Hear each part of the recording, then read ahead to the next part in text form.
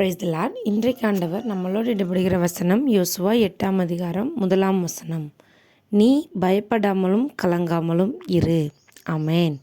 அன்பான தேவனுடைய பிள்ளைகளே, ஆண்டவர் இன்னைக்கு நம்ம ஒவ்வொருவரையும் பார்த்து சொல்லுகிறார், நீ பயப்படாமலும் கலங்காமலும் இரு. எதை குறித்தும் நீ பயப்பட வேண்டாம், எதை குறித்தும் நீ கலங்க வேண்டாம்.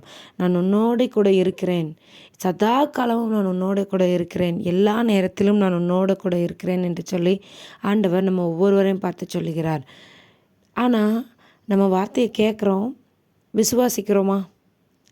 ஆண்டவர் இன்றைக்கி என்னை பார்த்து சொல்லிட்டாரு, நீ எதை குறித்தும் பயப்படாத அப்படின்னு சொல்லிட்டாரு. நான் பயப்பட மாட்டேன்னு இருக்கோமா? இல்லை.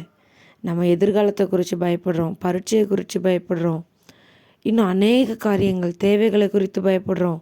பிள்ளைகளுடைய படிப்பின் காரியங்களாக இருக்கட்டும், ஒரு பொருளின் காரியங்களாக இருக்கட்டும், எத்தனாலும் சரி, என்ன நடக்கும், எப்படி ஆகும், இது எப்படி எனக்கு நடக்கும், என் வாழ்க்கையில் இது எப்படி இந்த நிலமை மாறும் அப்படின்னு சொல்லி பயப்படுறோம்.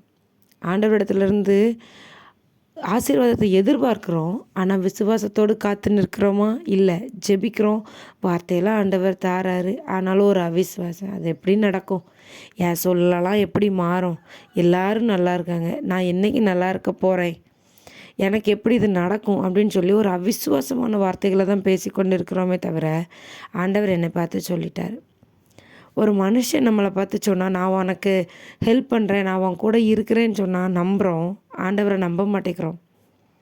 அதே போல் நம்மளாம் கேள்விப்பட்டிருக்கலாம், பயப்படாதே அப்படிங்கிற வார்த்தை வேதாகமத்தில் 365 தடவை இருக்கான். அதை எப்படி சொல்கிறாங்கன்னா, ஒரு நாளைக்கு ஒரு தடவையாவது ஆண்டவர் நம்மளை பார்த்து கட்டாயமாக நீ பயப்படாத, நான் அவன் கூட இருக்கேன் அப்படின்னு சொல்கிறாருன்னு நமக்கு கற்றுக் கொடுத்துருக்காங்க. தினம் ஆண்டவர் நம்மளை பார்த்து பயப்படாதுன்னு சொல்கிறாரு.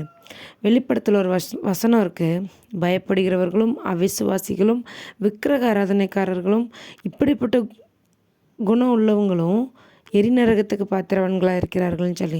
நம்ம பயப்படுறதெல்லாம் ஒரு பாவமே இல்லைன்னு நினைப்போம். இதெல்லாம் ஒரு பாவமா, இது ஒரு சாதாரண குணம், நான் கொஞ்சம் பயப்படுவேன் அவ்வளோதான் அப்படின்னு நினைக்கிறோம். ஆனால் பயப்படுகிறவன் அன்பில் பூரணப்பட்டவன் இல்லை. நம்ம பயந்தோம் அப்படின்னா ஆண்டவர்கிட்ட நம்மளோட அன்பு முழுசாக நம்ம கொடுக்க மாட்டோம்.